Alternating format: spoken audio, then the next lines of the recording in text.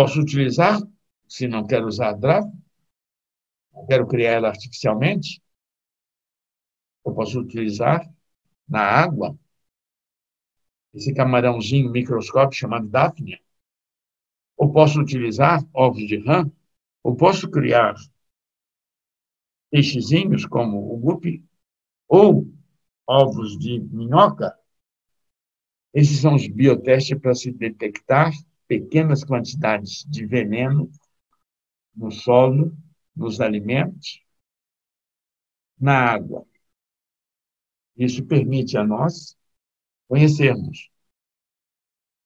Vejam, essas sementes são sementes de fumo, são extremamente pequenas, estão ficando verdezinhas dentro desse copo de iogurte, onde foi colocada água.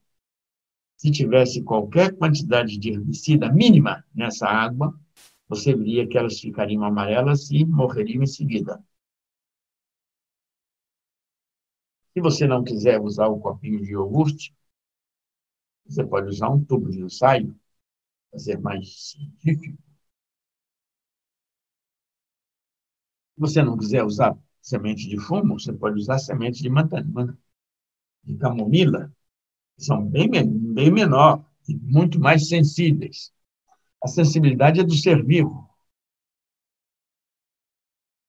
Você pode usar uma semente de abacate, mas aí é muito grande, precisaria muito veneno. Uma de feijão, bom, aí já é menor. A de fumo é mais sensível. A de camomila é bem sensível. Mas se nós pegássemos algas microscópicas que estão presentes na água da chuva ou na água que escorre nos arroios, é só encher uma garrafa e nós vamos saber o quanto tem. Essa aspirina que vocês estão vendo aí em tamanho gigante, ela pesa 1 grama. Se eu divido ela em 1000 partes, cortando aí como se fosse uma fatia, essa linha vermelha, eu vou ter 1 miligrama. Se eu pegar essa miligrama e cortar e picar ela em 1000 partes, eu vou ter 1 micrograma. Você pode detectar os venenos na sua água em nano e picogramas. Por isso que a indústria se protege através de dados que as pessoas não sabem. Nós temos que criar discernimento de que qualquer quantidade de veneno estranha à vida é tóxico e é perigoso. Por isso que a gente, quando trabalha nisso, explica isso, ensina isso, a gente determina o que significa. Assim como nós estamos mostrando a sensibilidade, vocês vejam que sementes foram colocadas nesses tubos de ensaio. Nós podemos determinar assim. Olha só, um cultivo de algas para ver se a água está contaminada. Não está contaminada, cresceu bonito. Por quê? Esses são feitos no maior laboratório de pesquisas da Alemanha, no Max Planck Institute. Por que nós não ensinamos isso? Nós ensinamos o fanatismo pró-herbicida. Por isso que é importante ensinar as nutricionistas o risco do veneno e não ensinar a agrônomos o perigo dos venenos. É muito difícil fazer com que eles percebam isso. Vocês entenderam por que os meninos foram buscar informações sobre o seu futuro? Encontraram a ignorância, o fanatismo e a loucura? Menos amor. Ou seja, mais ódio, mais venenos. É o que clama essa camiseta. Fruto de uma ignorância e de corrupção. A palavra certa é corrupção. Por isso vocês viram Átila, o rei dos Hunos, e viram o livro de Cocanor. Esse livro nunca foi traduzido. Por quê? Ele foi considerado um livro proscrito. São muitos os livros proscritos. Livros escritos com poesia e amor que contrariavam os interesses do complexo industrial militar. Então, vocês, quando veem isso, vocês têm que entender o que significa os venenos. Hoje, quando falamos de herbicidas, somos obrigados a trazer um elemento. Esse elemento é sobre o herbicida mais utilizado no mundo hoje. Esse herbicida tem o nome de glifosato, ou de Roundup, ou de Faeno. Tem vários nomes. O mais estranho é que essa molécula desse herbicida não tem uma história muito clara sobre sua origem. Ele foi muito utilizado como uma substância, inicialmente, para limpar as incrustações em tubos e caldeiras. Quando você trabalha com certas, até mesmo água, é muito comum haver uma reação entre as paredes metálicas dos reatores, das caldeiras, dos tubos, dos canos, com os sais minerais dissolvidos nessa água. Então, vocês veem que formam uma ferrugem, nas incrustações brancas. Isso é comum se observar em certas áreas onde as chaleiras se tornam mais pesadas, mesmo vazias, por essas incrustações. Quase todo mundo se observa isso. E se usava essa substância para dissolver o glifosato. É uma substância que dissolve essas incrustações. Até que um dia, um técnico, limpando uma caldeira, deixou escorrer aquele líquido da caldeira sobre uma grama, e 3, 4 dias depois ele voltou e encontrou aquela grama toda seca. E ele disse, opa, isso aqui serve para matar uma grama. É aí que, a partir de 1964, se começa a estudar o glifosato como um herbicida. James Allen, da Stafford Company, é quem faz esse tipo. E ele percebe que pode vender essa ideia e vai vender essa ideia a uma empresa. No entanto, o glifosato já era utilizado muito antes disso. Ele é uma substância fosforada, é o fosforometil. Os fosforometis, todos eles são poderosíssimos na área militar para fazer armas químicas. Então, fica um tanto nebulosa a sua origem verdadeira.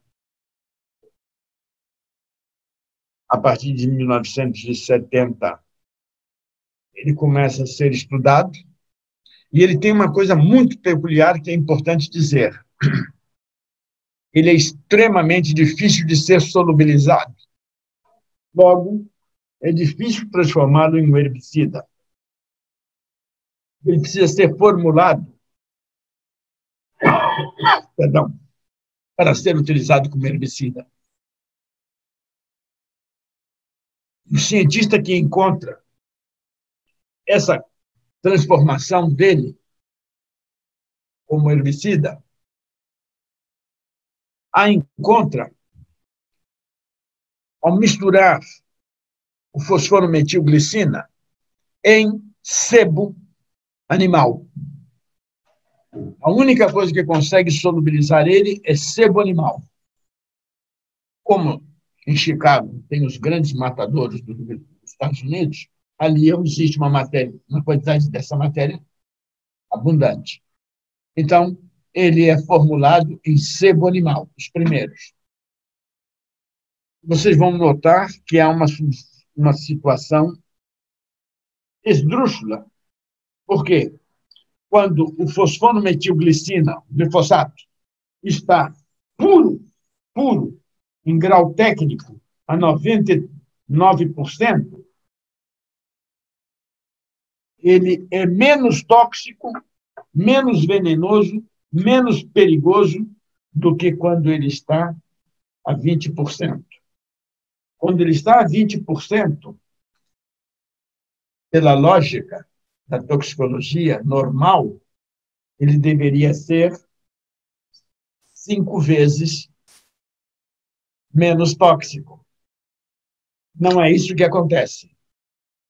Ele, quando está a 20%, ele é mais tóxico 5 vezes do que quando está puro. Por quê? Porque nossas membranas, as membranas que protegem nossos órgãos e corpo, elas têm avidez por gorduras.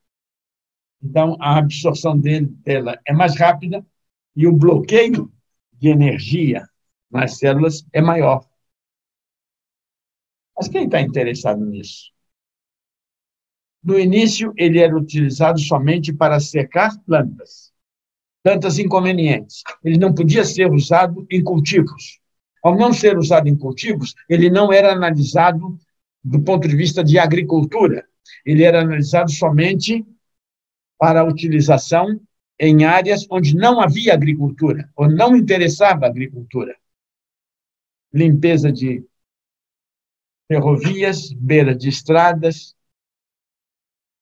áreas de interesse militar. Então, ele era permitido e nunca foi estudado detalhadamente. Quando se criam as sementes resistentes a glifosato, através de engenharia genética e de biotecnologia, ou seja, as sementes transgênicas, ele vai ter um boom gigantesco. Nós vamos avisar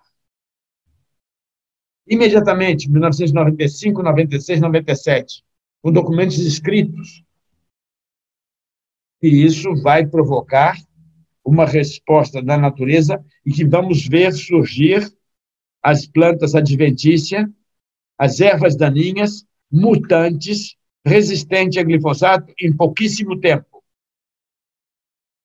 Ninguém se importa. Ninguém dá ouvidos a isso.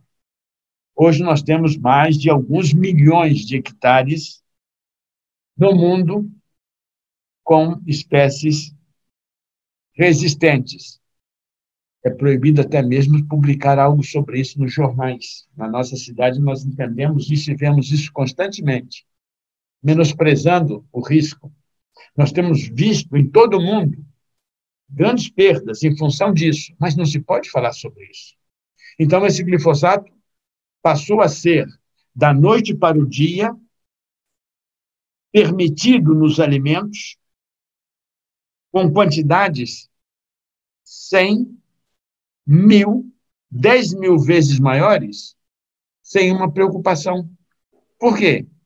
Porque não se pode exigir isso porque a empresa é poderosa.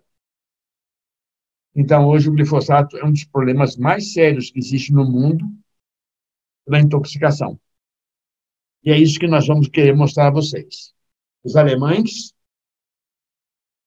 determinam o glifosato na sua cerveja.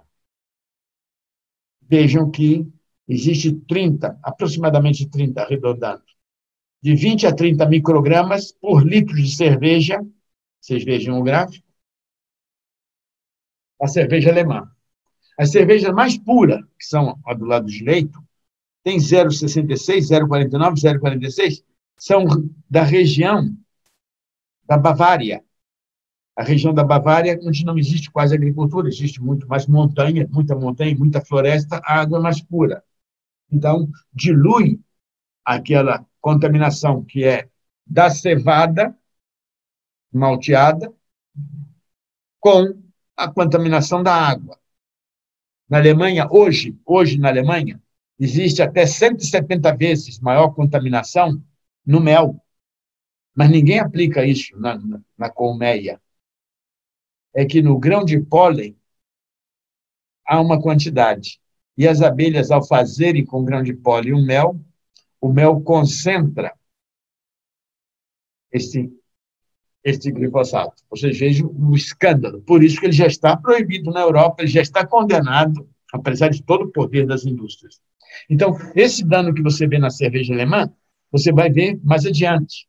As mães americanas fizeram o mapa do glifosato no leite materno da mãe americana.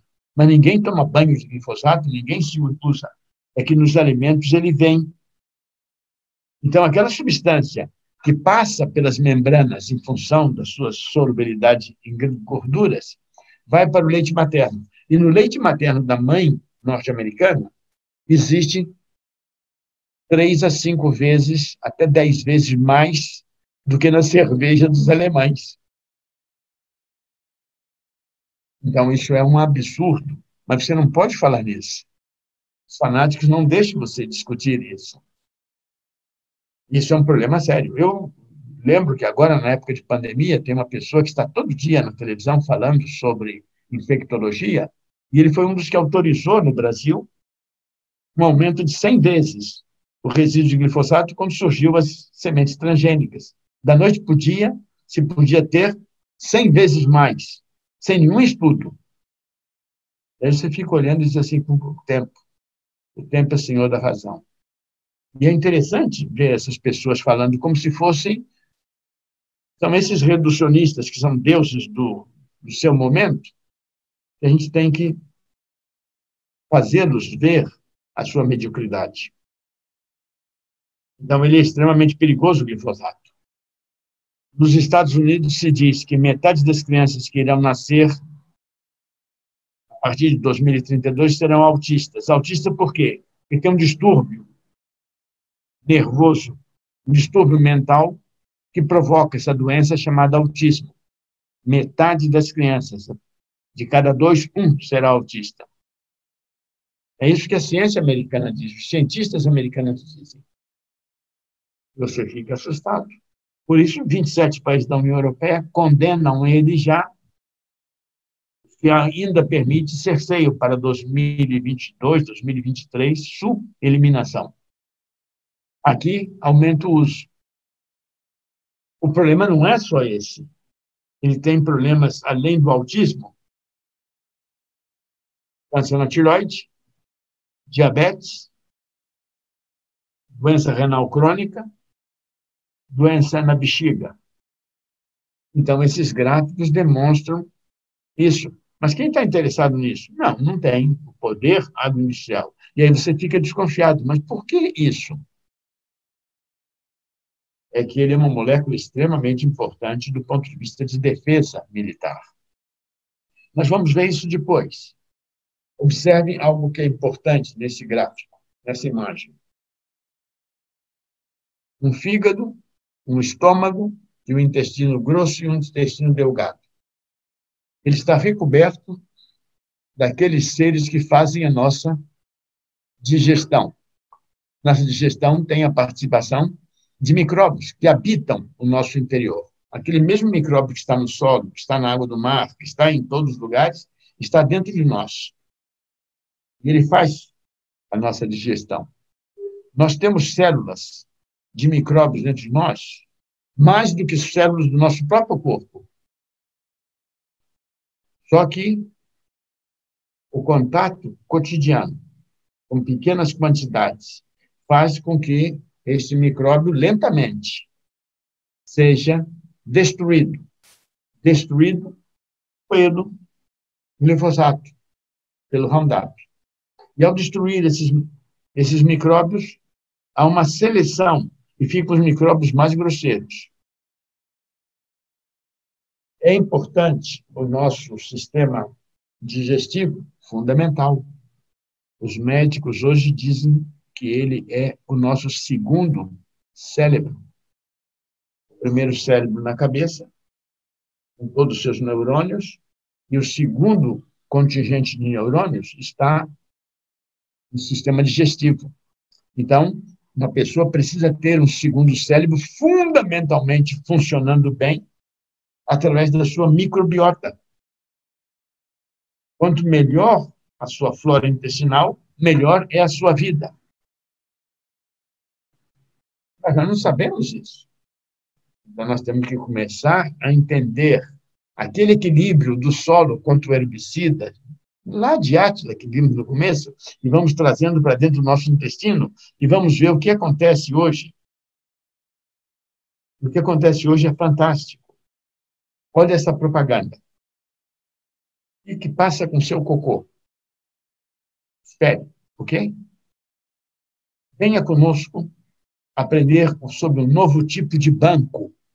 Ué, o Banco Mundial do Cocô, para transplante de cocô e o microbioma humano. Microbioma quer dizer a quantidade de micro-organismos que vive dentro de um aparelho digestivo humano. Essa propaganda que vocês estão vendo aí não foi modificada. As letras vermelhas foram traduzidas para que vocês entendessem. Está em inglês e foi colocado em espanhol e foi lido em português. Para solucionar um problema sério nos Estados Unidos, eles pensaram em uma solução norte-americana. Criaram um banco. É um banco onde você pode fazer transplantes de cocô. Quando uma pessoa fica, durante um período, sob efeito de glifosato, há uma seleção natural dos micro-organismos e sobram somente micro-organismos como esse que está à direita, chamado Clostridium difficile difficile. Clostridium é uma bactéria que, normalmente, uma pessoa saudável, ela não abunda dentro dos intestinos. Ela existe uma, duas, e não conseguem prosperar. Por quê? Porque todos os saprófitos controlam ela e impedem a sua multiplicação. Ela fica reduzida à sua insignificância. Mas como ela é resistente a glifosato, o que acontece? Quanto menos inimigos ela tem, mais se multiplica. E quando ela se multiplica numa quantidade gigantesca, ela passa a provocar uma diarreia crônica. Então, isso se chama síndrome do intestino inflamado. A pessoa está sempre com diarreia. E quanto mais nervosa, mais estressada, mais diarreia tem. E isso provoca um número de mortes gigantesco. Mais de 50 mil pessoas morrem por esse fenômeno do Clostridium difficile. E qual foi a solução encontrada? A solução encontrada é fazer um transplante de cocô. Desde solucionar o problema de proibir o herbicida e fazer com que a pessoa tenha uma boa alimentação, não. Eles procuram criar um banco para solucionar um problema, criando um problema futuro que pode dar mais dinheiro. Então, eles vão dizer que com 50 gramas de cocô, uma pessoa pode ser tratada. Ou seja, ela vai ter que introduzir no seu intestino o cocô. Há duas maneiras de introduzir no intestino próprio esse cocô. Uma é via oral e a outra é via anal, com enemas. Com 100 gramas, duas pessoas. Com 350 gramas, 7 pessoas. Quanto custa isso? Como se faz isso? É esterilizado? Não. Olhem a propaganda da menina olhando um pão que a mãe está passando, não uma chimia, não uma geleia, não uma manteiga, está passando cocô. Então você fica com medo disso. Você fica com medo, mas que brincadeira é essa? Que loucura é essa? Não é montagem isso. É tirar de uma revista e o site está aqui do lado. Essa cientista está trabalhando com tubos nas mãos dela, que aqui estão preparação fecal de cocô, de microbiota. E se vocês forem hoje a alguns países, vocês vão ver que os agricultores estão vendendo cocô para grandes laboratórios. Nos Estados Unidos é comum, no Canadá é comum, no México é muito comum. Eles fazem os exames, vê se a pessoa não tem nenhuma doença rara, e ela passa a produzir matéria fecal para fazer transplantes. Então, você tem que dizer que loucura é essa. Outras pessoas já no Brasil fazem esse tratamento em São Paulo ou em outras cidades. E nós não tratamos isso como se deveria ser tratado. Não se elimina a causa do problema. Se corrige o problema através de algo que dê mais lucro. E esse é o Open Biome Bank, que paga por defecada $40. E se você produzir durante 5 dias consecutivos, tem mais $10 de bonificação. Mas o tratamento pode te custar $30 mil em uma clínica especializada de tratamento de cocô. É óbvio que é mais barato pela boca e mais caro na forma de enema. Então, se você diz dessa forma, eles dizem que você é grosseiro, que você não é uma pessoa tratável, que você é isso e aquilo. Mas o que está se fazendo? Na verdade, está se financiando todo o avanço. Se conhece pouquíssimo sobre os micróbios que existem no solo. Dia a dia se está avançando. Nós conhecemos e identificamos menos de 1% dos micróbios que existem no solo, ou no intestino, ou na vida. E eles são extremamente importantes. Não só aqui no planeta, como para a colonização de outros planetas. Então, o Open Biome Bank tem capital e recursos para fazer essa investigação, faz o tratamento sem alterar a situação e cria mecanismo para fazer os seus avanços tecnológicos. É isso que é importante. Se conhecer cada detalhe. Então, nós vamos entender. Hoje nós temos discussões sobre salmonela no frango, sobre clostridium difficile no fungos e em humanos. Nós temos resíduos permitidos de glifosato na água, 10 miligramas por quilo. Argentina, 0,1 a 1. Estados Unidos, 0,1 a 3,5. União Europeia, 0,5.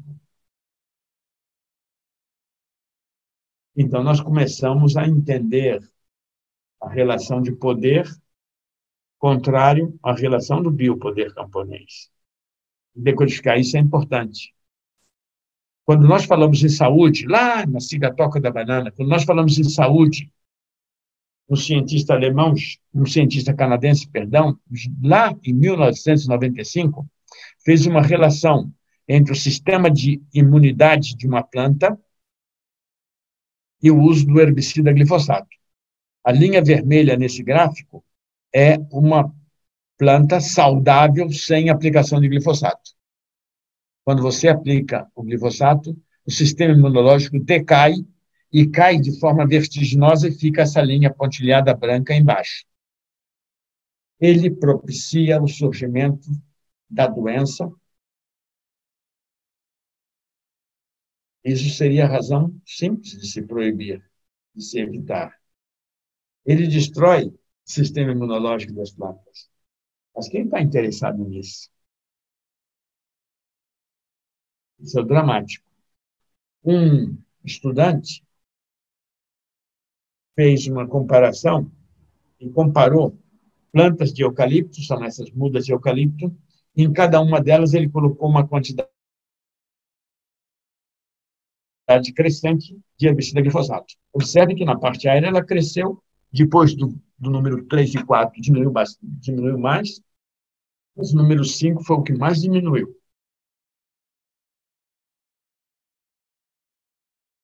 Olha o sistema que a gente não vê, que fica embaixo da planta, daquelas mesmas plantas, para você ver a alteração do sistema radicular. Quando você vê isso na soja, você vai ver que a soja fica também com o mesmo efeito. E aí a planta, o que acontece quando vem a mudança climática e você tem um período de seca? Soja é uma planta de altíssima resistência à seca quando não há glifosato. Mas é uma planta extremamente débil quando se usa glifosato. E aí, então, você vê o dano à planta em função do uso do veneno. Isso é proibido falar, isso não é permitido. Esse mesmo cientista faz um outro ensaio para controlar, no meio do cafezal, a braquiária, o capim, porque quanto mais você usa glifosato, mais capim grosso surge.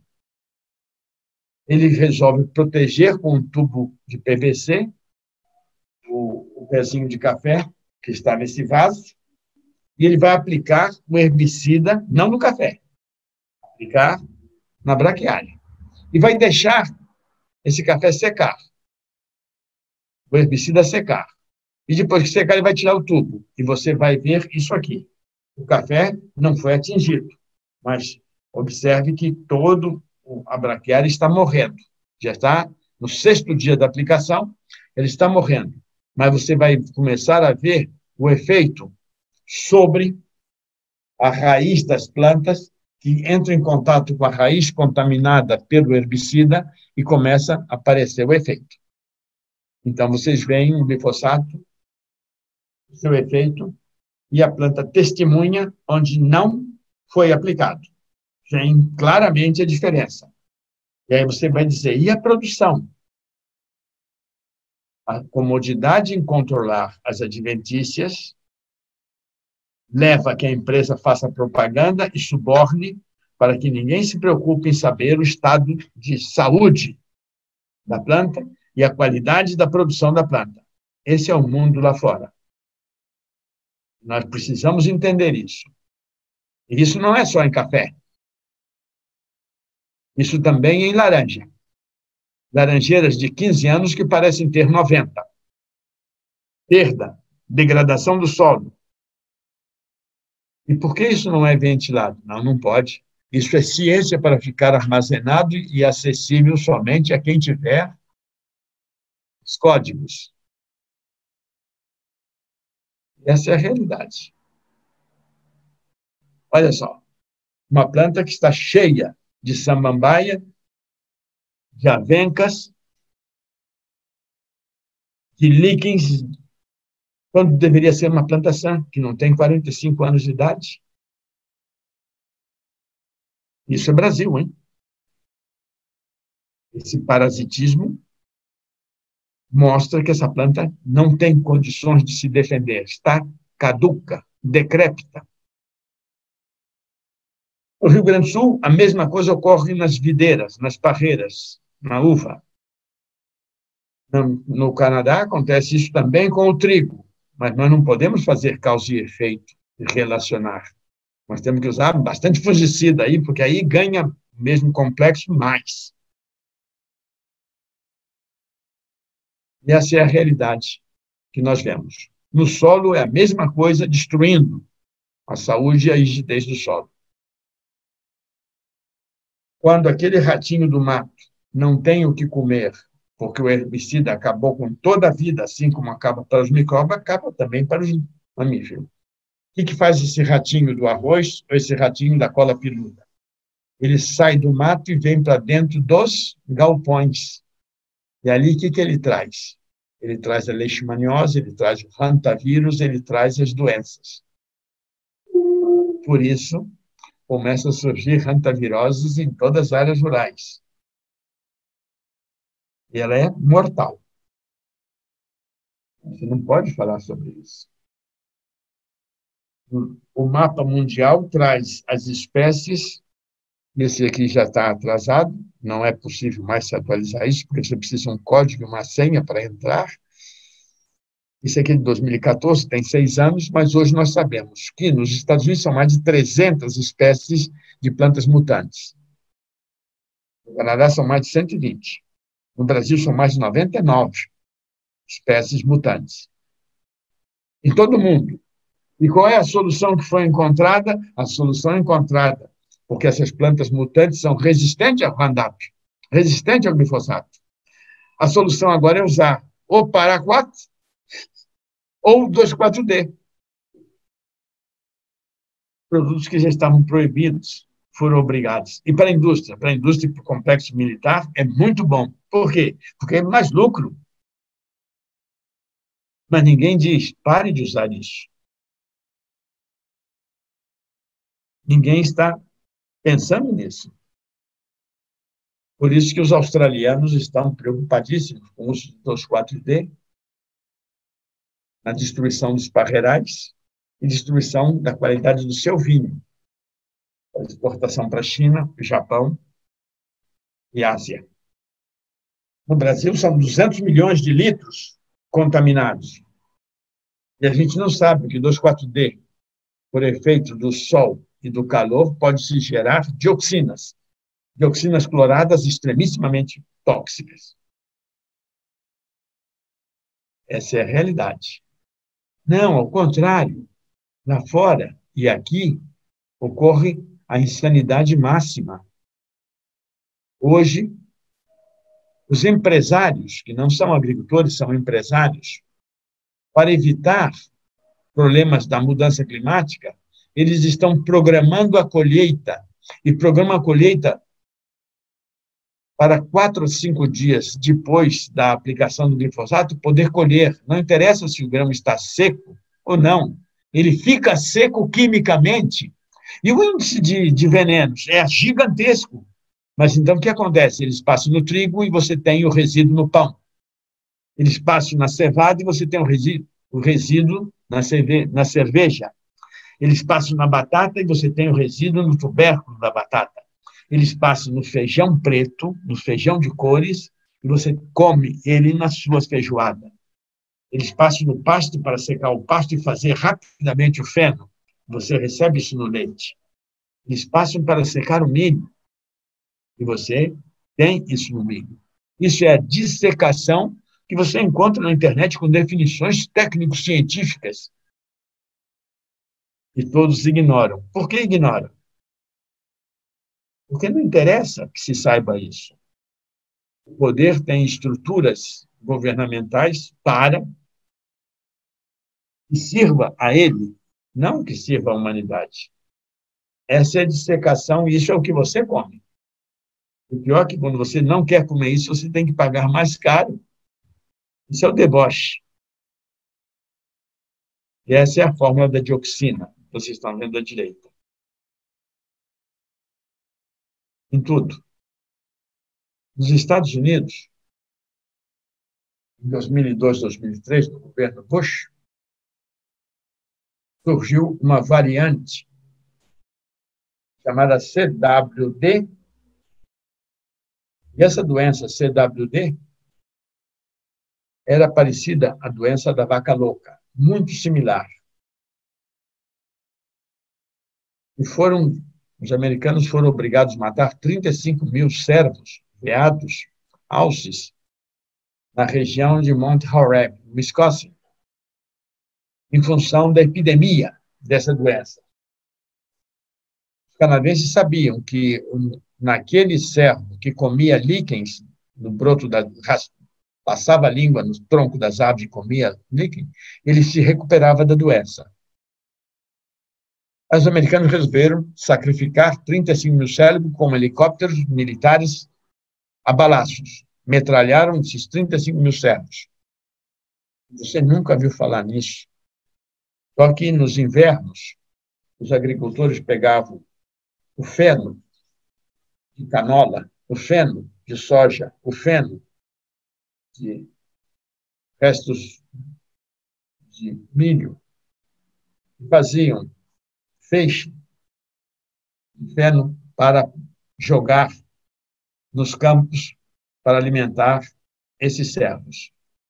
Por que nós não sabemos isso? Essas plantas, canola transgênica, soja transgênica, milho transgênicos, tinham altíssima contaminação por glifosato. Mas não se pode saber isso. Aí estão elas, prontas para serem comercializadas. Deer quer dizer viado, em inglês. Então, sabia isso? Não, não se sabe, não interessa. Por isso que quando se vê os campos de soja limpinho, maravilhoso, você diz, e como estão os micróbios embaixo? Como está o clima do planeta? E como está a realidade? Por isso que se cria a expressão hoje de Paul Crutzen, do Max Planck, chamada antropoceno. E nós não sabemos nem sequer entender isso. E, de forma orgulhosa, nos apresentamos isso. Lembra da Cargill e do fósforo? Esse é o modelo. Essa é a realidade. Pior que essa foto é um plágio. É um plágio de uma foto de 1930 no Vale do Sonora, berço da Revolução Verde, lá no México. A esperança é que quase todas essas regiões gigantescas hoje são assentamentos de reforma agrária. Tem o nome delas aqui do lado e vocês vão ver grandes fazendas de 100, 200, 300 mil hectares, fazem especulação durante algum tempo, depois vendem ao governo para se fazer reforma agrária. A mudança climática é a grande ameaça que nós temos no mundo hoje. Nessa grande ameaça que nós temos no mundo hoje, alguns não querem nem sequer entender isso. Nós estamos vendo, sentindo isso. E dia a dia perdemos mais e mais ao não tomar atitudes. Os bombeiros estão fazendo o contrário, tomando atitudes.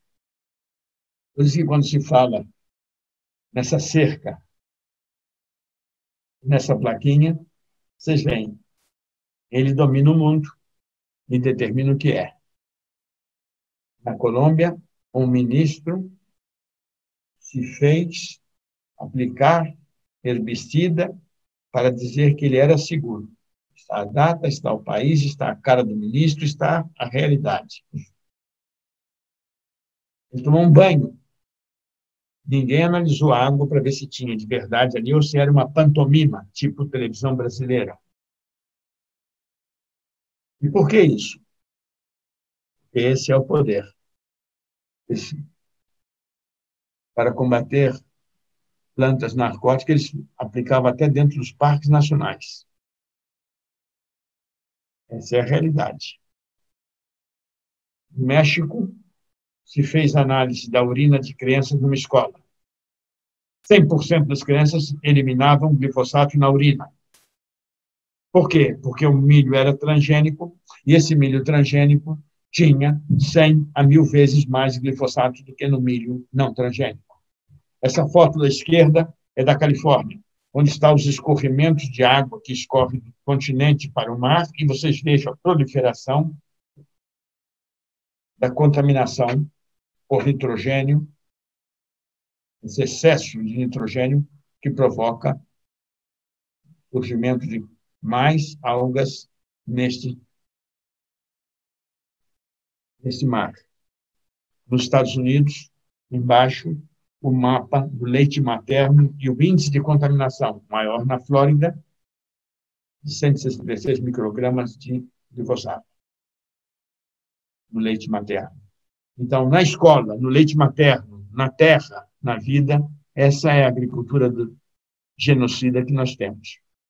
Por isso que quando o ministro do Meio Ambiente, na Espanha, no México, proíbe a importação de glifosato e proíbe o cultivo de semente transgênica, ele recebe a visita de 39 embaixadores da União Europeia dizendo que ele tem que voltar atrás, que ele não vai fazer isso. E aí ele é obrigado a renunciar. Por quê? Porque as empresas são mais poderosas. Vale mais as empresas. O contraditório é que na Europa não é tão permitido o glifosato como é nos países latino-americanos. Mas as empresas lá têm mais poder do que a sociedade aqui. Nós nem sequer falamos dos efeitos hormonais desses agrotóxicos sobre os hormônios. Os hormônios são equilibradores da harmonia da vida. Todos os venenos alteram, são chamados de disruptores endócrinos. Mas isso não interessa. Também. Eles não têm interesse que isso seja conhecido. Eles ficam, às vezes, sim, criando palavrinhas diferentes. Em vez de dizer disruptores endócrinos, eles dizem uma outra palavrinha para que ninguém entenda isso. Você fica olhando e diz assim, que cinismo, que falta de respeito. Essa é a realidade. Lá fora, começam os grandes processos. E vocês viram o que ocorreu em 2018, 2019, 2020, quando um grande jogador de futebol americano descobriu que estava com um tipo raro de câncer, provocado por, e recebeu fez um processo contra a empresa porque ela o contaminou. Ele recebeu uma fortuna. A mesma coisa que Edwin Hardman recebeu 80,27 milhões de dólares. Ou como esse embaixo, Dwayne Johnson. Mas por que isso? Porque existem 18.400 processos de pessoas intoxicadas por glifosato. A pergunta é, todos eles estão nos Estados Unidos? Sim, nos Estados Unidos. E fora dos Estados Unidos? Não, isso juiz latino-americano, juiz africano, asiático, não vai ser. É mais fácil. Então, nós temos isso. O que aconteceu com Bayer e Monsanto? Entraram e formaram um fundo de 12 bilhões de dólares para impedir esses processos. Então, esses bilhões de dólares para pagar as indenizações. A pergunta é, onde? Óbvio, nos Estados Unidos e nos países ricos. E aqui? O complexo agroindustrial militar é central, não é periférico. Por isso que quando os cientistas discutem e denunciam o glifosato, você tem que entender uma coisa fantástica. O glifosato é uma pré-arma química militar. Isso é fácil de entender. Se você agarrar o glifosato e fizer algumas pequenas transformações nele, você obtém o VX, o Novichok e uma série de outros. Esse mecanismo se chama Perkoff-Arbuzov. Você precisa fazer simplesmente umas 2 ou 3 reações. Esse é o mundo. E nesse mundo nós temos uma realidade. Um modelo de agricultura absurdo, onde você concentra de tal maneira os animais, mas de tal maneira que esse animal ele é torturado desde o momento que nasce até o momento do sacrifício para se transformar em alimento. Uma galinha não respira ar. Ela tem o bico dela tão próximo ao ânus da outra galinha, a cloaca da outra galinha, do que ar para respirar. Vai ter saúde essa galinha? Não. Mas a concentração permite aumentar a rentabilidade da empresa. Essa é a realidade. Esse porco subiu e não conseguiu baixar porque não havia mais espaço para o corpo dele. Embaixo vocês veem, na China, edifícios de 13 a 18 andares só de pocilgas. É tanto porco, com ar, com elevadores para transportar os porcos de um setor para outro, porque são separados por idades. Então você fica assustado e diz, mas que é isso? Que loucura é essa? É o poder sobre a concentração de alimentos. É poder. A mesma coisa fazem aqui no Brasil, também com bovinos. São vacas que não se mexem. E comem o quê? Comem só grãos do mesmo grupo que produz o grão. Não come pasto mais. E essa é a realidade. A mesma coisa está sendo feita no mar e nos rios. No mar, aqui no Chile, com a criação de salmão.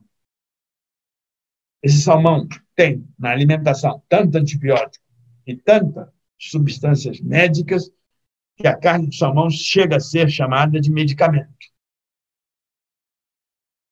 Então, esse é o salmão. E essa é a realidade. Por isso que quando se fala em grandes fazendas, criam grandes epidemias, é a realidade do coronavírus. Só que o livro foi escrito em 2015, de Rob Wallace. Na Alemanha também. E na Índia, logo que surgiu a doença, a pandemia, que nos tem em casa já há um ano, 11 meses. Essa é a realidade de um mundo. Por isso que nós não sabemos o que escreve Yuri Diegin. E agora, o segundo trabalho dele, junto com Rossana, Segredo da Itália, determina como surgem essas pandemias. Quem ganha com essas pandemias? O complexo industrial militar. As pandemias antes eram epidemias a cada 100 anos, a cada 30, 40, 50 anos. Agora, elas estão cada vez mais rápidas e mais prolongadas. Embaixo, a foto do ano passado, de Manaus e suas covas. Hoje, a situação é mais grave, muito mais grave. Vai se passar um ano, já se passaram 10 meses. As piores epidemias da história, se nós observamos, nos últimos 20 anos, existem as 10 epidemias mais perigosas, em função desse tipo de agricultura. A ciência sabe muito bem a finalidade militar dessas enfermidades. Essa ilha, na esquerda, em cima, chama-se Ilha de Reims, fica na Alemanha. A Alemanha nazista. Em 1903, antes dos nazistas, essa ilha estudava vírus, estudava bactérias, estudava brucelose e aftose. Quando os nazistas sobem, e vocês vão ver dois nazistas famosos, embaixo de óculos, o chefe da Gestapo, serviço secreto, Himmler, o menorzinho também, em uniforme, Walter Carré, o argentino, ministro da Alimentação e Agricultura de Hitler, e eles dois são engenheiros agrônomos. E eles vão transformar essa ilha em uma ilha militar, nazista, de preparação de substâncias para a guerra. Ali vai trabalhar Kurt Blom, capturado pelos americanos, vai trabalhar Erich Traub, também capturado pelos americanos, que vão ser levados a Fort Detrick para preparar armas biológicas. Embaixo vocês veem 3 pessoas, Dr. Anthony Fauci, Francis Collins e Bill Gates. É importante entender isso. Em 1971, entre 68 e 71, surgiu uma doença no milho de todo mundo. Em todo mundo, o milho foi perdido em função de uma doença. Chamava-se eumintosporiose da folha do milho e se destruiu 2/3 de toda a produção de milho. Isso foi uma catástrofe. O milho é estratégico em todo mundo. E essa doença se deu porque todos os milhos norte-americanos híbridos eram criados pelo mesmo pai, chamado citoplasma de androesterilidade Texas. Isso levou com que, em 1970, 71, 500 mil jovens fossem mandados a Vietnã para a guerra, porque não havia emprego nos Estados Unidos. Um jovem se negou a ir, era um jovem milionário, foi convocado 5 vezes e não foi. A foto dele está do lado direito embaixo. Ele se chama Donald Trump, atual presidente dos Estados Unidos. Ele era de um colégio militar norte-americano. Ali está fardado. O mal da vaca louca desapareceu. As vacas foram alimentadas com carne de ovelha, e essa carne de ovelha passou o empacotamento da proteína alterado para as vacas. Essas vacas morrem lentamente, não é de um minuto para o outro, morrem lentamente, e enquanto elas iam sendo descartadas nos frigoríficos, os órgãos dos frigoríficos utilizavam para fazer remédio com as glândulas, fazer hormônios de crescimento para jovens. E esses jovens australianos tomaram essas injeções e todos eles morreram. Mas a doença da ovelha passou para a doença da vaca, que passou para a doença humana com o nome de Creutzfeldt-Jakob. Você lê esse livro chamado Epidemia, ou A Epidemia da Corrupção, da doutora Mikovits, vocês vão entender isso que está sendo colocado. Ela foi perseguida, uma doutora americana, jovem, que queria trabalhar dentro dos conceitos corretos, éticos. Não pôde. Então, é interessante se entender esse poder, porque os laboratórios do Complexo Industrial Militar continuam fazendo a mesma coisa, sob tutela e vigilância do Pentágono, pagos pelo Pentágono. Então, a doutora Xi, de casaco vermelho, na China, em Wuhan, trabalha e tem um laboratório de nível 4. E ali está a sua equipe. Se fala muito no pangolim, se fala muito nos morcegos, se fala muito no coronavírus, na necessidade de encontrar uma célula selvagem, de utilizar o sangue do caranguejo ferradura, e essas coisas passam a ser nosso dia a dia, todos desesperados atrás de uma vacina.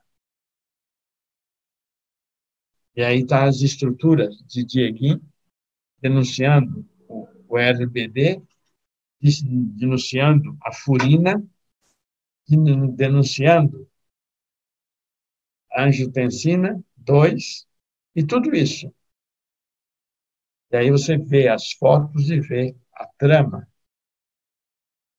Dr. Frank Plummer, canadense, morto no Quênia de forma suspeita. O Serviço Secreto Britânico intervindo. O Instituto Nacional de Microbiologia do Canadá, em Manitoba, acusando os chineses. O Prêmio Nobel francês embaixo denunciando sequências raras dentro dos genes do coronavírus, e um professor de Harvard preso por vender vírus para chineses. São essas coisas absurdas que você nunca vai saber qual é a verdade, a não sei quando se passa 10, 20, 30 anos e o material é desclassificado. Essa é a realidade. No fundo, vacinas que valem 3, 5 trilhões de dólares anos para 5, 6 empresas. E essa é uma realidade triste. E a alimentação saudável, produzida pelo camponês, fica cada vez mais distante, mais inacessível, até mesmo para eles. Eu ainda me lembro quando uma senhora levava seus frangos à feira, criados com saúde, limpava eles, sacrificava e levava à feira. E no dia que ela, chorando, disse: me tomaram todos os frangos, disseram que eu não posso vender frango na feira. Nós vimos agora, recentemente, na televisão, uma gigantesca empresa norte-americana oferecendo o seu frango orgânico. Eu fui ver o preço. R$ 45,00, um frango que não come transgênico, que não recebe hormônios, que não recebe produtos químicos. Eu fiquei com vergonha. Nós dissemos que ia acontecer isso. E aconteceu, e usou a propaganda, e a senhora que estava fazendo a propaganda, 2 dias depois, estava operando um câncer no útero. Essa é a grande realidade. A grande realidade que não é a realidade pintada lá em 1516 por Giuseppe Arcimboldi. Não é a espiritualidade de uma nutrição em equilíbrio entre o corpo e o espírito, como vocês veem na imagem. É uma realidade triste. Uma química onde você não sabe o que é o cromo, o círculo vermelho, ou o silício, ou o carbono. Carbono. Só podemos comer carbono produzido pelo Sol. Então, vamos ver, para terminar essa aula, algo de raríssima beleza que os camponeses do mundo estão fazendo. Em 1915, explodiu um vulcão na Indonésia. Esse vulcão foi a maior explosão que ocorreu nesse planeta. Ele se chama Monte Tambora. O Monte Tambora explodiu e fez desaparecer quase que a metade de uma ilha. Por causa disso, se espalhou uma quantidade de cinza vulcânica, aquela dos pó de rocha, que no hemisfério norte ocupou todo o hemisfério norte e fez a temperatura no verão do ano de 1816 baixar de 2,5 a 3 graus. Vocês sabem o que significa isso? Não houve verão na Europa. As pessoas tinham que ficar presas dentro de casa, no frio, porque a Europa é um continente muito frio. Nessa prisão, muito parecida a uma pandemia, 2 pessoas resolveram fazer um estudo que tem muito a ver com a espiritualidade da agricultura.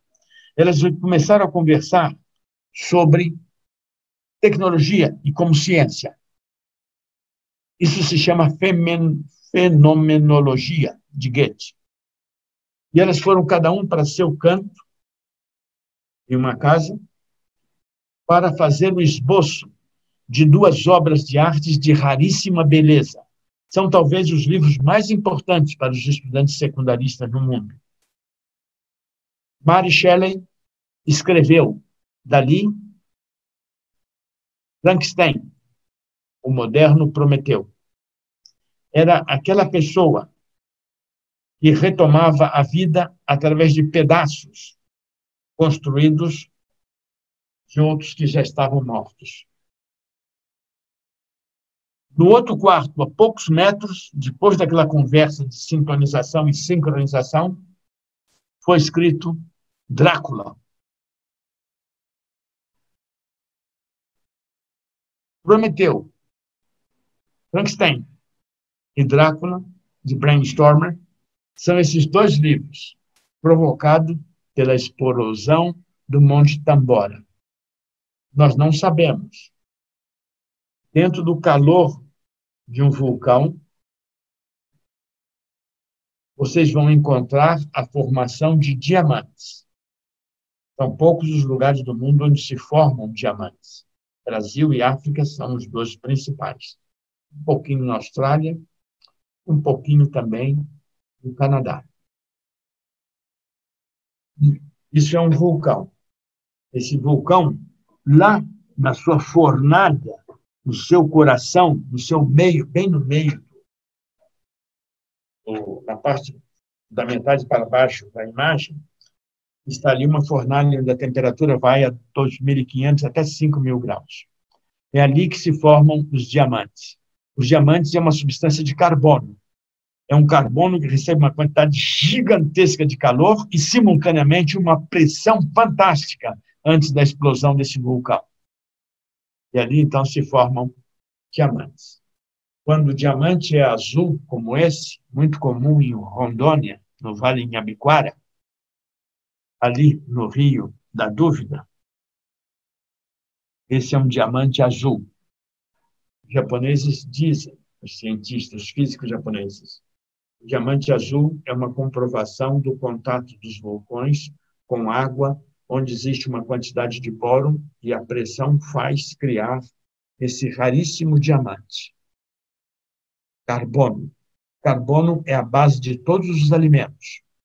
É a base dos diamantes. Na Austrália, se encontra um diamante chamado diamante rosa. Pink Diamond. O diamante rosa, ele é aquele que sofre uma maior pressão ainda, mas não tem influências de minerais. São muito valiosos. Se nós queremos entender o trabalho camponês no solo, devemos estudar vulcões. Aqui os americanos têm um serviço, um laboratório de qualidade de diamantes. Então, vamos ver alguns diamantes para ver. Porque o diamante não é o tamanho. O diamante é a qualidade. É o trabalho de lapidação. Assim como num grão, num feijão, num arroz, num milho, a qualidade não está na quantidade, está na qualidade. E o agronegócio não pode produzir qualidade. Ele pode se arvorar em quantidades, por enquanto. Mas não é verdade verdadeira isso. A verdade verdadeira é que quando nós temos um papelzinho, impregnamos esse papelzinho e fazemos correr sobre ele uma solução de solo, nós vamos formar um cromatograma. E esse cromatograma nós podemos dizer tudo o que passa com os micróbios desse solo. Em que estado ele está? E como está esse solo para a produção? E esse é um instrumento poderoso na mão do agricultor. Esses cromatogramas foram feitos num trabalho australiano. É magnífico você entender como está a matéria orgânica, aquela do ciclo da matéria orgânica antropogênica nesse solo. E aí você vai comparar isso com diamantes. Cada diamante tem um desenho diferente, como cada cromatograma tem um desenho diferente. Os mais valiosos são os de baixo à esquerda. Não interessa o tamanho que eles têm. Ele tem que ter uma qualidade de desenho no interior, e ele tem que ter a formação, como demonstra numa análise das 8 mulheres de mãos dadas, dos 8 corações. Isso é magnífico ler. Vale mais o da direita do que o da esquerda. E aí vocês veem um cromatograma feito por um menino de 9 anos, que hoje tem 22 anos e é um líder do Movimento Sem Terra em Rondônia. Nós, quando trabalhamos com matéria orgânica no solo, nós trabalhamos com m elevado à 7ª potência. E esse m elevado à 7ª potência é a força do Sol sobre as plantas que nascem e fazem fotossíntese, e transformam o carbono do brilhante em carbono da vida. Mas precisa do mineral que absorve. E esse carbono desse mineral é o segundo M. M do magnetismo solar, M do mineral. Tem o terceiro M, que é o M dos micróbios que estão nesse solo. E o quarto M é o M da matéria orgânica. E esse M da matéria orgânica passa nas mãos camponesas ser o M do manejo dessa matéria orgânica. Sobre ele está a mística da natureza, a espiritualidade da mística da natureza. Temos M na 6ª potência. Quando uma vovó cura uma ferida da neta, ela procura desinfectar. Desinfectar com uma planta, com uma raiz, como um tratamento. E aí nós temos, ela busca desinfetar, eliminando a possibilidade dos patógenos alcançarem o ferro, seja de um osso, seja de um pedaço de arame enferrujado. Então, nós temos M à 7ª. M à 7ª potência do antropógeno é o ciclo da matéria orgânica para a vida. Embaixo vocês veem as equações desse ferro e um cromatograma da terra preta de Índio da Amazônia, o solo mais fértil do mundo. O camponês nativo que fez agricultura tem esse solo. E é importante nós percebemos isso, porque essa escadinha que gira azul à esquerda nada mais é que a ponte entre a energia do Sol, a energia mineral e todas as 7 fases da vida, é a ponte do DNA. É isso que é importante para se saber no manejo do ciclo da matéria orgânica no solo. É esse ciclo da matéria orgânica que nos dá a riqueza e que nos obriga a decodificar para o agricultor, para o camponês organizado, todas as etapas com linguagem simples, não com linguagem hermética, dúbia e servil. O que significa isso? Por isso que quando Zapata, grande líder mexicano da Revolução Camponesa, diz: o burguês não conforme em possuir grandes tesouros, que a ninguém dá participação, na sua insaciável avareza, que rouba o produto do trabalho do operário, do peão, despoja o pequeno camponês da sua pequena propriedade e, não satisfeito, ainda o golpeia pela repressão, fazendo alarde de seu apoio nos tribunais, porque o juiz, a única esperança do frágil, do débil, do fraco, também está a serviço dessa canalha. O quadro embaixo é de Diego de Rivera, que mostra o que foi a Revolução Mexicana dentro dessa realidade. Diego de Rivera que pintou este quadro. Esse quadro contratado pelo Grupo Rockefeller se chama Tecnologia a Serviço do Homem. Ele pintou esse mural gigantesco que era para ser colocado nas Nações Unidas. E quando eles viram as caras que estavam pintadas ali, se recusaram a receber. O governo mexicano comprou esse quadro e está no Museu de História Natural. E vocês vejam que todo o conhecimento sai da terra, das plantas, dos alimentos. E aí se desenvolvem as duas forças que se degladiam. As forças do complexo industrial militar e as forças populares. É magnífico isso. Alguns estudantes ficam uma semana olhando esse quadro e estudando para fazer seus relatórios nas faculdades. E nós nem sequer sabemos o que é isso. Quando Noam Chomsky diz que a grande esperança são os indígenas, pela sua sabedoria e a sua percepção do valor da vida, é importante dizer, eles foram à sua formatura na universidade, foram vestidos a caráter, não com a toga, mas com as suas roupas, marcando a sua identidade. Isso para nós é uma grande esperança. A mesma esperança que Francisco instou aos jovens a deixar sua marca de rebeldia no mundo. É fundamental entender isso.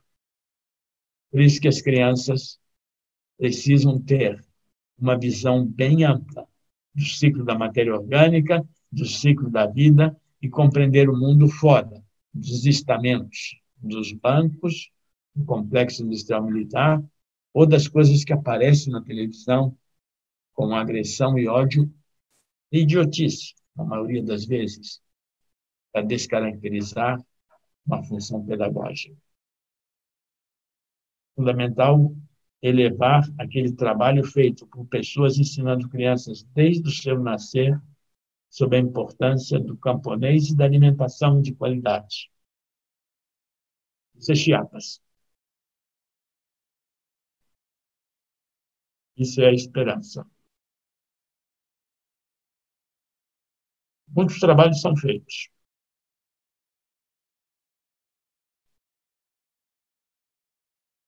Essa criança, em barraca, faz um cromatograma da sua terra. Ela sabe a importância disso. Tem 9 anos. É importante saber ter a autodeterminação para alcançar o objetivo que se deseja. O camponês tem a erva mate e o comprador quer que seja vendida somente aquela colhida em lua cheia. Da direita é de lua cheia, da esquerda é de lua minguante. E aí você sabe por que isso. Quem faz esse análise é o próprio camponês. Ele passa a ter o biopoder de saber o valor dele, o valor imprescindível dele e do conhecimento nele para a organização. Eu creio que nós chegamos a entender a importância destes cursos. E aí nós podemos comparar e ver o que é o amanhã. Essa é a realidade. Isso é extremamente fácil para todos nós. E essa foi a meta de dizer aquele milho que nasce nos Seburucos. Ali, naquela fornalha onde se formam diamantes, o diamante que eu trago pendurado no pescoço é o mais importante dos Seburucos. É a vida que o sol transformou em carbono através da matéria orgânica na mão de um camponês que o domesticou esse milho e criou esse milho para a humanidade. Se nós sabemos isso, nós vamos poder descansar. E aqueles que querem ir para Marte poderão ir para Marte, mas eles não podem ir para Marte sem saber que somente o micróbio permite que ele permaneça lá. Como nós vimos no livro, vimos na película, e acompanhamos a ciência. O resto é tudo coisas supérfluas, que faz parte de um aprendizado. Por isso, é fundamental entender a ministra da Alemanha sofrendo os problemas. Por quê? O glifosato que está contaminando o mel alemão é o mesmo DF-2 do exército americano para a arma de guerra. Mas nós não podemos falar nisso. Não interessa isso. Os livros proscritos, proibidos, os cientistas que foram segregados, silenciados, os livros impedidos, tudo isso faz parte. Nós vimos isso no dia 3 de agosto, quando explodiu o Beirute, aquele depósito de adubos químicos. Ali estava selada essa agricultura. Ela vai ficar ainda batalhando para sobreviver, mas ela está morta. Ainda bem que está morta, pelos danos que fez foi muito grande. Porque semeou corrupção, semeou coisas erradas. Eu creio que vocês têm alguns elementos importantes para saber que a agricultura é a saída para uma realidade. Lá fora se põe fogo na floresta para criar território do agronegócio, numa insanidade total.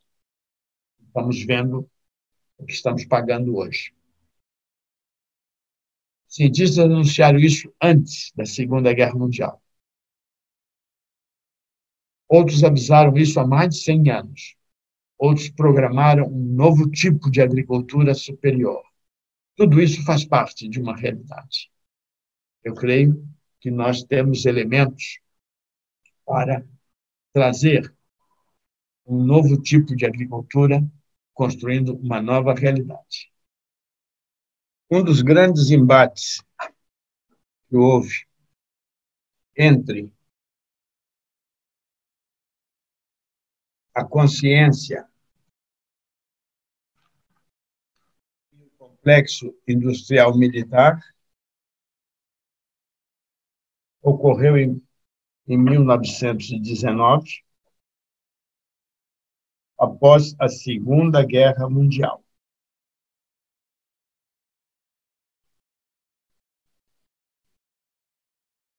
Após a derrota alemã nessa Primeira Guerra Mundial, a ciência alemã, os camponeses alemães, a sociedade em si percebeu que a indústria alemã estava se tornando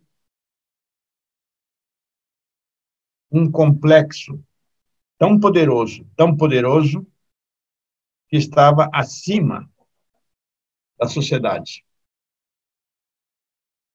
Aquela derrota que atingia a todos, uma verdadeira catástrofe, com mortos, ela utilizou armamentos tão raros como arma química. Como nós vimos tudo sobre agrotóxico, a arma química vai dar origem ao agrotóxico. Seja o tipo que for, é isso. E houve uma proposta, e nessa proposta, cientistas, camponeses, sociedade como um todo, naquele novo país que surgia, chamado República de Weimar, propunha controlar este grupo, este corpo, esta ideologia chamada Complexo Industrial Militar. É óbvio que as forças reacionárias a isso, os grandes bancos alemães, poder industrial, vai nutrir forças contrárias para construir o regime que vai enfrentar isso. Na agricultura, o mais interessante é que um grupo de cientistas começou a estudar uma proposta de como seria o retorno da agricultura aos cauces, ao leito anterior de harmonia e equilíbrio na natureza, no homem. E eles começaram a propor mecanismos para construir isso logo depois da Segunda Guerra Mundial.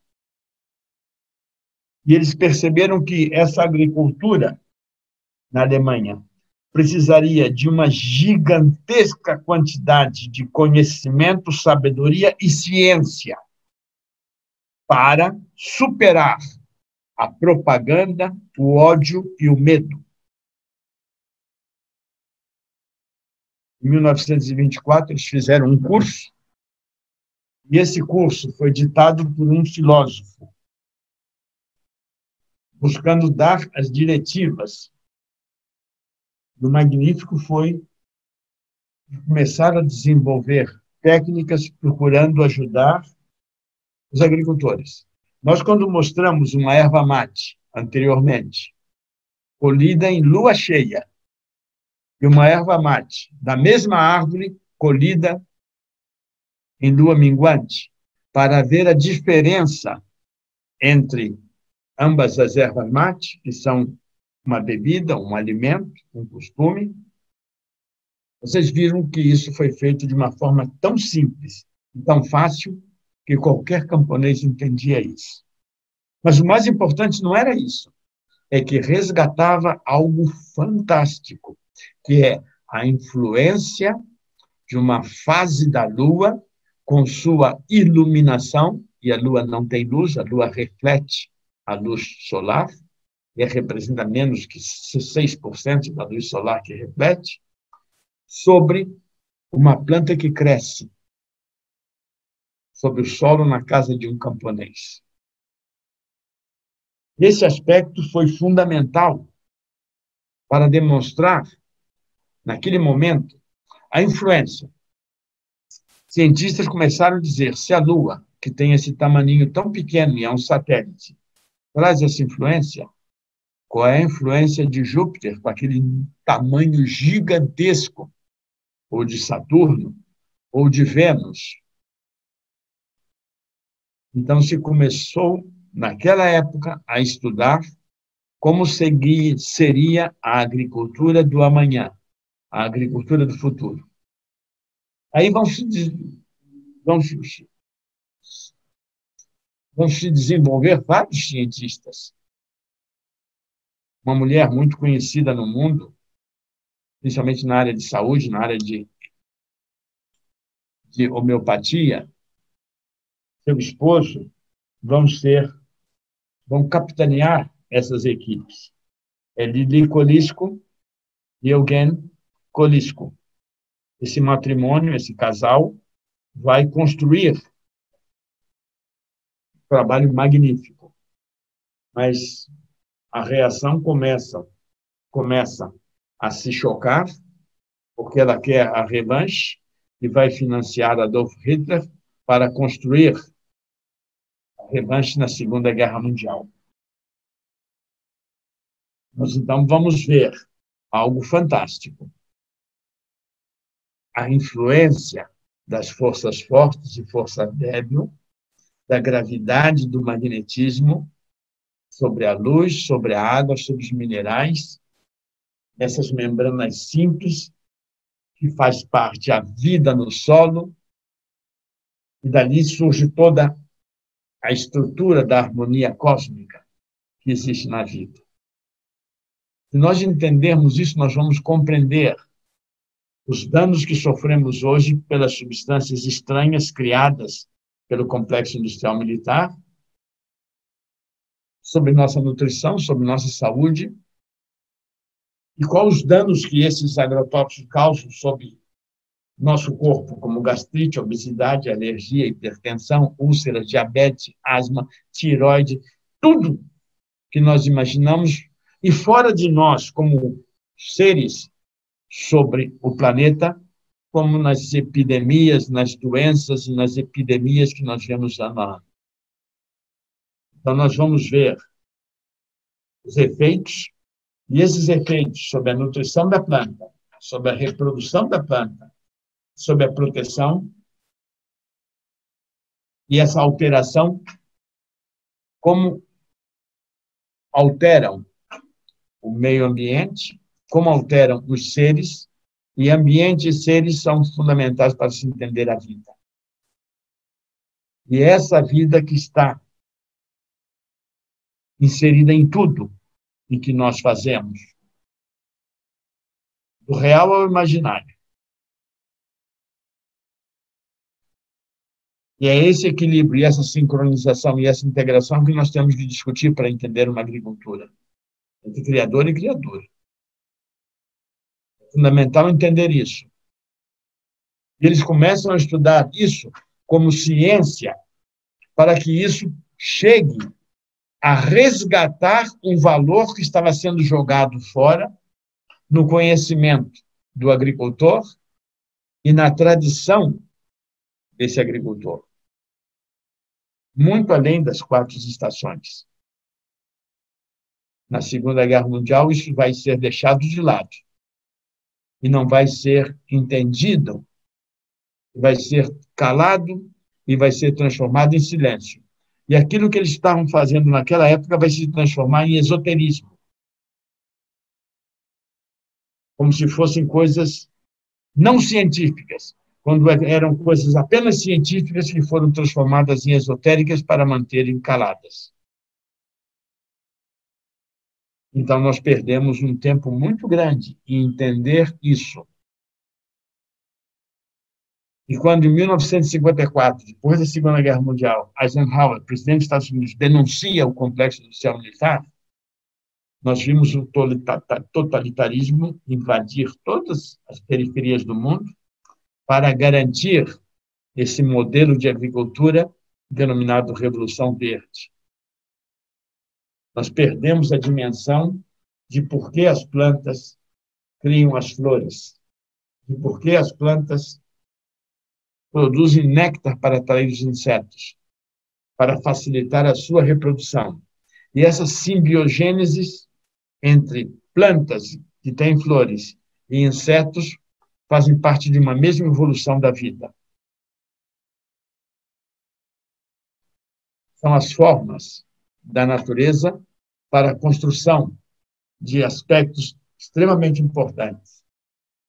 Por isso, desde uma antiguidade muito remota, se constroem monumentos para observar aquilo que está no céu, para perceber as variedades do que vai ocorrer na Terra. Então, essas órbitas, essas estrelas, esses caminhos, esses calendários fazem parte de toda uma vida, para que nós entendamos uma agricultura dentro de um contexto maior. E dentro desse contexto maior, que desde egípcios, de sumérios, de caldeus, de Babilônia, se constrói essa preocupação. E essa preocupação foi se perdendo. Por isso que quando chegamos a regiões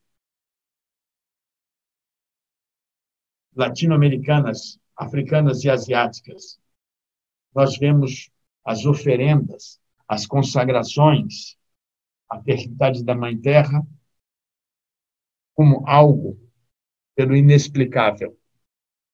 Esse algo inexplicável que nos traz, nessa espiritualidade camponesa, um valor fantástico. Por isso que quando nós começamos a trabalhar buscando deixar de usar os venenos, a primeira coisa importante em Porto Alegre foi ensinar as crianças para qual era o futuro da vida.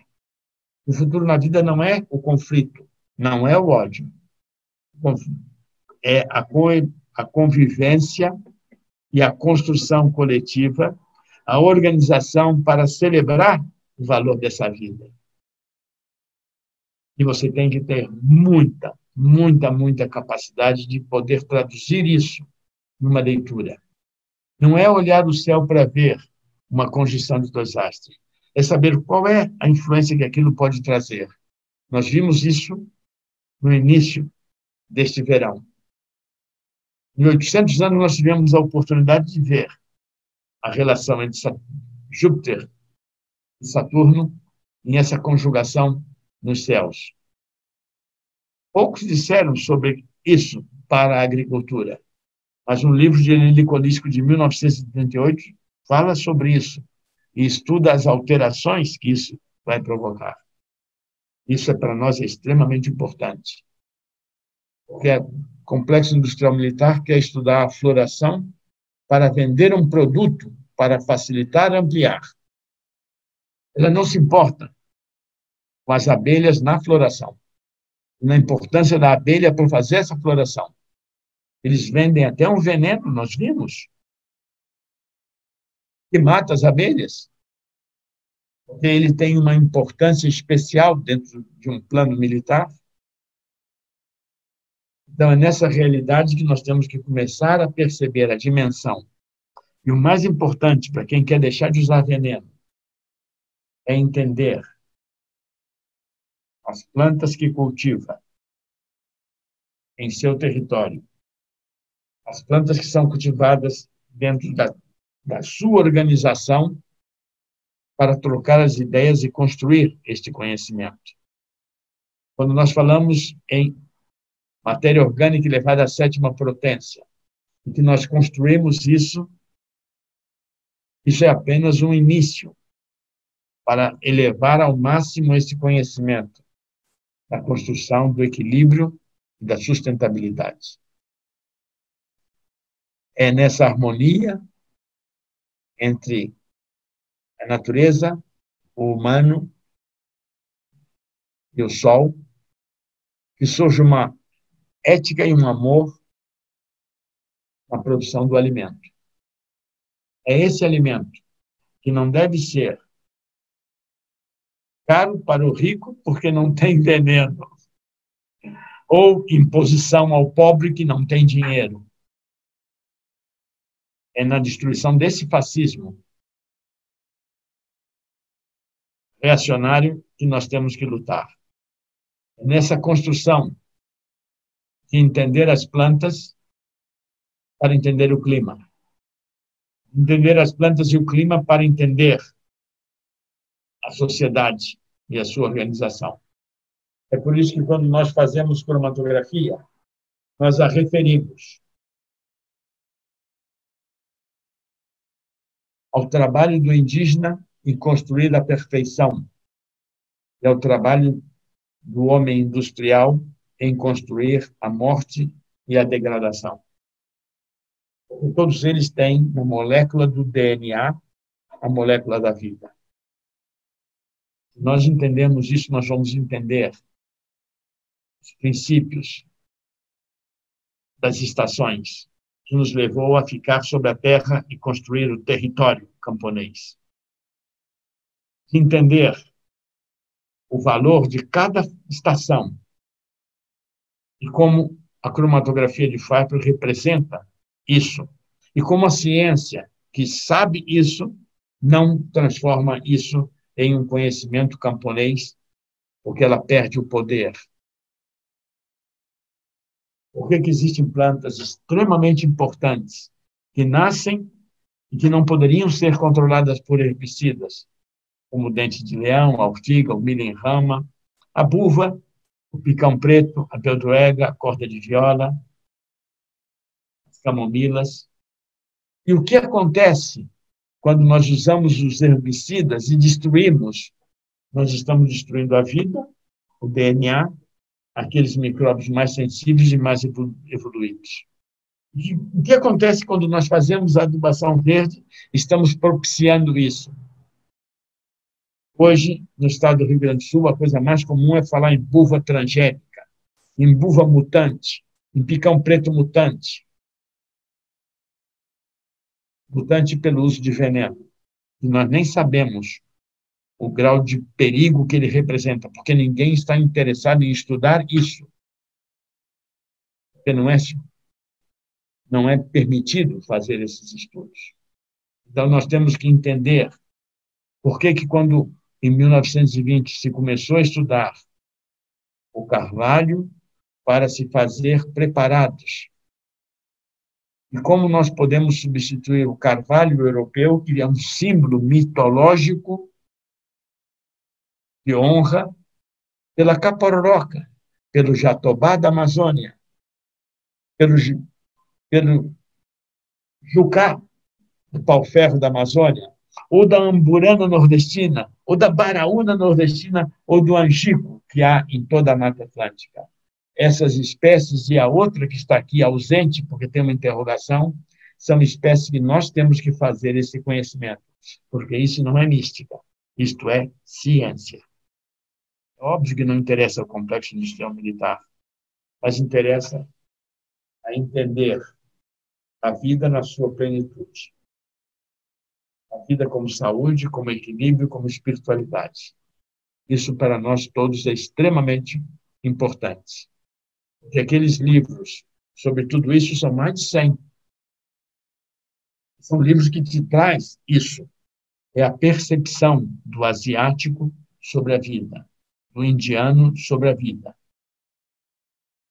da tradição da oralidade das populações tradicionais latino-americanas, com seus 6 a 8 mil anos de civilização. Muitos não querem entender isso. Entender isso é extremamente importante. Importante porque o mesmo potencial de oxirredução que existe no solo gera uma voltagem que é uma voltagem que faz pulsar o nosso coração. Nessa situação, e no deserto, o Cocopili toca a sua flauta para superar a ausência de água, a deficiência de água, e com a sua música, harmonia, ou, como foi dito em 1920, euritmia, superar todas as deficiências. Os Hopis fazem isso. Por isso, eles ensinam as crianças a dançarem com cascavéis vivas, para compreender as dificuldades da sua vida no deserto. É importante nós percebermos isso. Quando você conhece crianças criadas por essa sociedade, você entende o que é um cultrum, o que é uma mati, o que é uma criança, seja ela indígena Mapuche, seja ela indígena Guarani, seja ela indígena europeia, ou africana, ou asiática. O valor da espiritualidade da vida. Então, vocês podem entender. O valor significa isso. Se lá em cima se marca a pegada de um homem que chegou à Lua através do conhecimento, então, quando nós vemos essas crianças, essa cultura, nós temos que entender a necessidade de ir mais adiante. Quando nós mostramos esse menino do Alto Peru, Bolívia, Aymara, ou boliviano, e a dádiva que ele oferece à humanidade de uma batatinha, de 8 a 12 mil anos de domesticação, nós podemos entender o sorriso. É nesse sorriso que se constrói a beleza do valor da vida. Nós só podemos comer carbono produzido pelo sol, com a intervenção de minerais, de matéria orgânica, de micróbios e de micro-organismos. com o manejo das mãos camponesas e a mística da natureza, com o amor da vovó que cura a sua neta. É aquele M elevado à sétima potência, que significa o todo da matéria orgânica, o todo da vida. Isso tudo está embutido neste sorriso. Por isso que é muito fácil deixar de usar o veneno. Mas o veneno dá muito lucro para pessoas odiosas e odientas, que não querem que isso aconteça. Nós temos que construir isso. Não é fácil, mas é muito válido pelo valor da vida. Por isso, para nós, é fundamental que se entenda isso. Se nós temos uma pegada na Lua, nós não deixamos de ser um ser ultrasocial como o cupim, como a saúva, como a abelha, como o topo pelado, e que tem um polegar opositor. Nós criamos um alfabeto, criamos conhecimento. Nós não podemos permitir a diminuição da dimensão ética, moral e amorosa do ser humano. É isso que faz a vida. Não são as medidas bancárias ou economistas. Por isso que esse curso foi feito com todas essas práticas e toda essa mensagem para construir uma mudança para a evolução dessa vida, pelo qual eu agradeço a vocês. Agradeço a esses camponeses do passado e esses camponeses do futuro.